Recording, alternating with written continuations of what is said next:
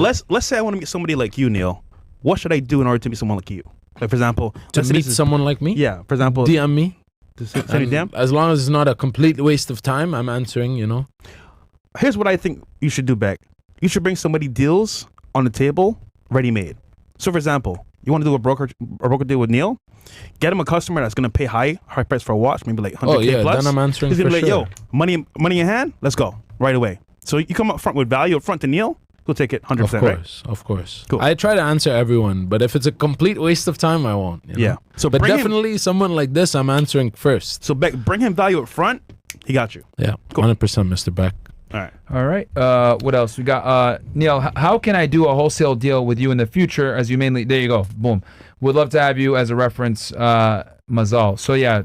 So Fresh just told you how to do it. Let me ask you a question. So, how does someone get into this game? Like, let's say they love watches. They're a watch collector, watch connoisseur, and they're like, you know what? I kind of want to get into this. How can they kind of transition from like working a regular job into doing this?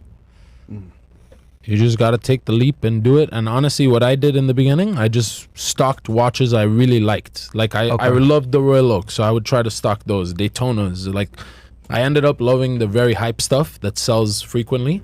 I made sure I bought it right because I would definitely say you got to study the market a good amount first because you got to buy what you buy right and buy what you like, in my opinion, because it's easier to sell what you like.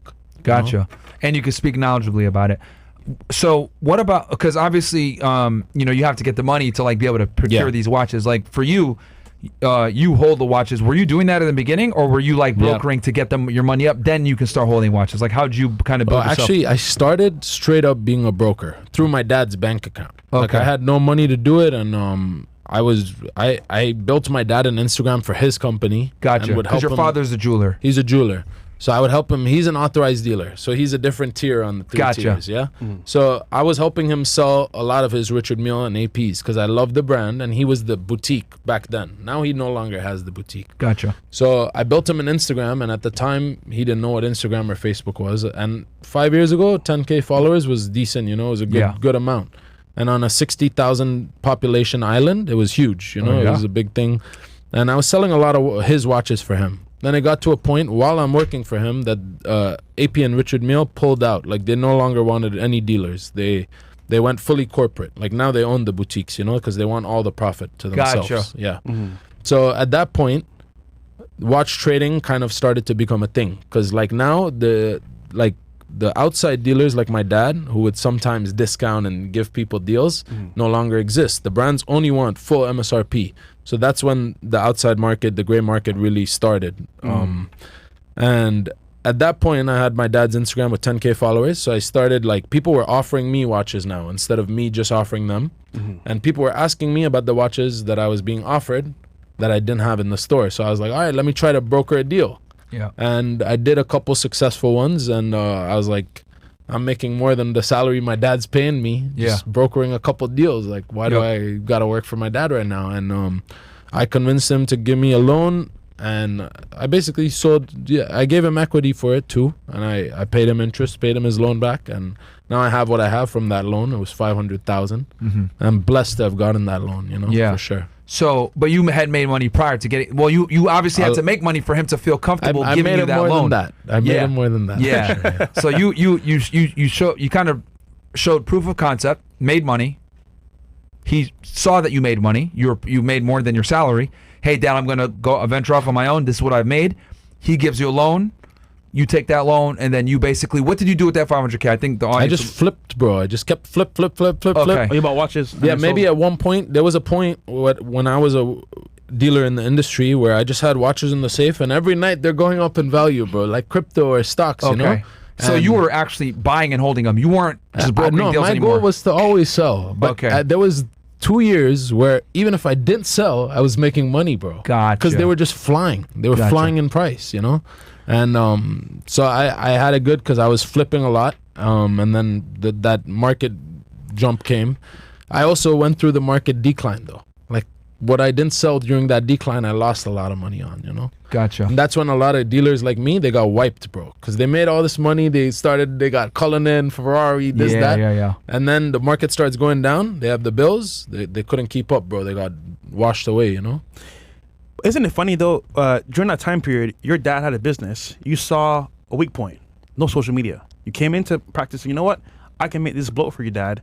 I'll take over this part of the company. See, he saw a loophole where his dad didn't fit in. He didn't know what to do. He brought to him the value of social media, and it changed the whole game for him. That's really smart, bro. Yeah, social media is a game changer. We all know. Yeah, it's huge. So you take the loan. So you're buying inventory, but you're also brokering deals. So you're doing it all. You're buying, holding, selling, keeping every product. dollar was invested, bro. I never had I don't like having money in the account. I like to just buy watches. Yeah. So you took all that money, bought watches with it, and then you were still brokering deals, but you also had inventory now. Yeah. So you weren't just like brokering. But it was weird because our inventory was in an apartment in Axis. It's down the street, and there was a small building, a small apartment. Yeah. And I had 3 people living there. My partner lived with me. We'd get up, we'd work like on a table smaller than this, bro. We had a printer set up, and that was it. Like we did it all out the office. If people wanted to see the stock, it was only photos. But I always believed in stock because you can buy the best when you stock it and you have money ready to back it. And buying is really where you make money in a sales game, you know. Of course, especially the speed, because you can get it where someone else needs time. Well, you brought up a top.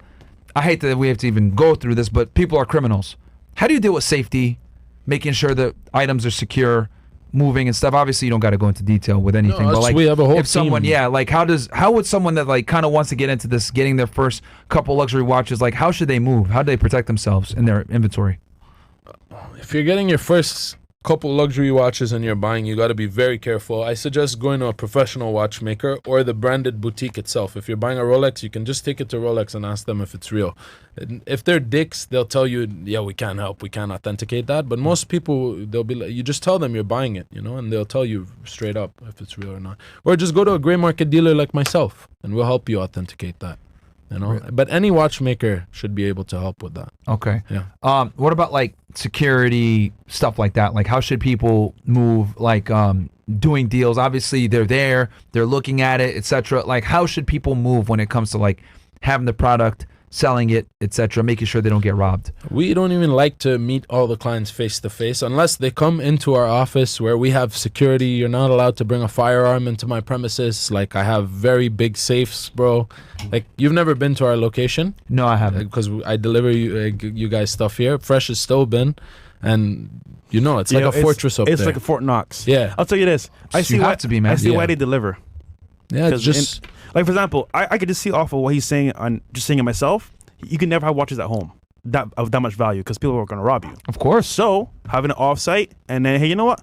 I'll bring you the watch. That way it's more secure, and actually I'm coming to you in a more open area. Okay. I don't like to push sales, really. People more come to me knowing the watch they want anyways. So what's the point of them coming, waste time, show them 200 watches? They know what they want already, right? So yeah, if they're coming to you, they already know 9 out of 10 times, hey, I'm looking for XYZ piece. Yep. So you don't have to do the salesy stuff. So, okay, so you deliver it to them. Is there like a procedure that you go, you need half the money up front? Ship it. Or I need all the money up front. Before delivery? Yeah, 100%. And if you have problems, we can talk about that later. Possibly you'll get a full refund if I didn't deliver what I promised, you know? I'll stand on business, but we need payment up front. And then all our shipments are fully insured. So say I ship these all the time, bro. You know, $400,000, $500,000 watch, fully insured, and it's not FedEx or USPS. It's Malka Amit or Ferrari, which are it's like a bank vault truck, and then the people come out with machine guns. They don't play, bro. Yeah. This is a crazy delivery system. Gotcha. And you deliver to them through that. Yeah, it costs me a lot. Like if I ship a watch like this, probably costs me like $5,000, but it's worth it. You know, I can't be traveling every day. We do like 200,000-300,000 in sales a day. So holy shit. It's way more than 200. It's closer to 300. Just